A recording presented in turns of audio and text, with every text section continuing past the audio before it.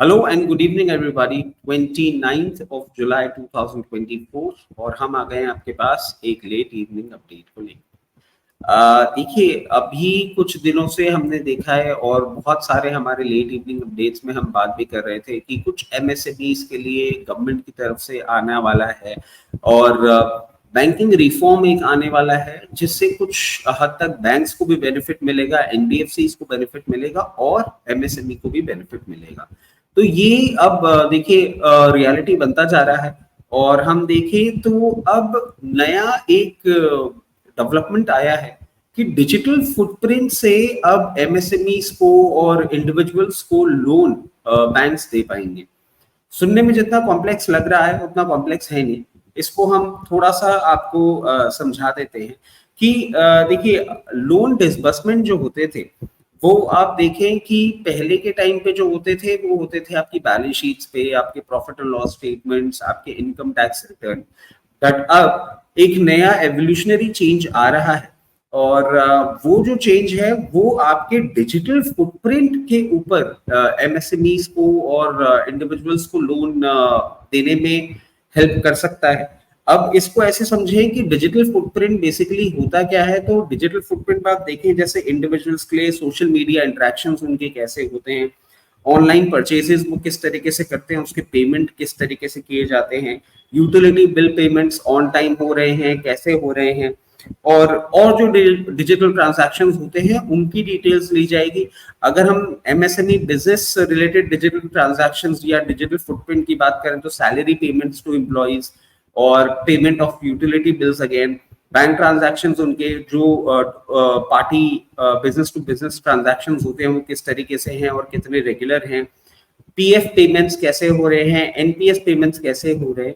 अब ये सब चीजें जब हम देखेंगे तो इससे हमको एक एनालिसिस मिल जाता है कि किस तरीके का इंडिविजुअल का या एक एमएसएमई का पूरा सिस्टम चल रहा है जिससे वो अपने पेमेंट्स को हैंडल कर रहे हैं, ऑन टाइम हो रहा है नहीं हो रहा है। तो ये सारी डिटेल्स भी अब बैंक्स और एनबीएफसीज को मदद कर सकती हैं।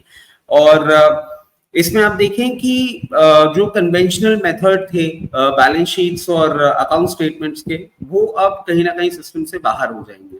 अब इसके अगर हम बेनिफिट्स की बात करें तो बेनिफिट्स क्या है।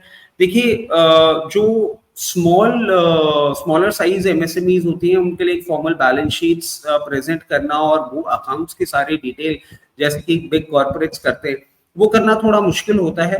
बट अब उनको भी लोन्स बैंक डिसबर्स कर पाएंगे और उनके लिए ईज ऑफ डूइंग बिजनेस बढ़ेगा और कहीं ना कहीं उनका जो बिजनेस है वो सही तरीके से चल पाएगा और बैंक्स को भी ऐसे कस्टमर्स को अप्रोच करना थोड़ा आसान हो जाएगा और ग्रेजुअली बैंक्स का बिजनेस भी बढ़ना चाहिए।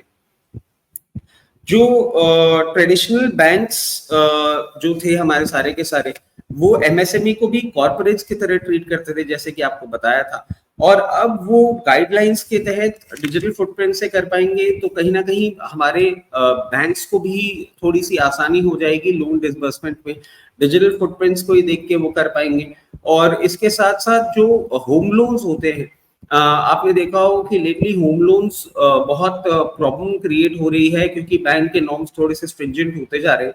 बट इंडिविजुअल्स के लिए भी अब होम लोन्स थोड़ा सा आसान हो जाएगा जो कि हमारे रियल एस्टेट मार्केट को भी बूस्ट कर सकता है, क्योंकि आपके डिजिटल फुटप्रिंट को देख के अगर इंडिविजुअल को होम लोन्स मिलने लग जाएंगे तो थोड़ा सा ईज बढ़ जाएगा और एक इंडिविजुअल एक बहुत आसान तरीके से होम लोन लेके अपना घर खरीदने की पोजीशन में रहेगा। तो कहीं ना कहीं बैंक्स को भी बेनिफिट हो रहा है, रियल एस्टेट सेक्टर को भी बेनिफिट हो रहा है।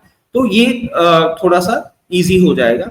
आप देखिए, इसके साथ साथ अक्टूबर से बैंक्स एक नया अपना internal credit rating model develop कर रहे हैं इसी डिजिटल फुटप्रिंट को क्रिएट करने के लिए।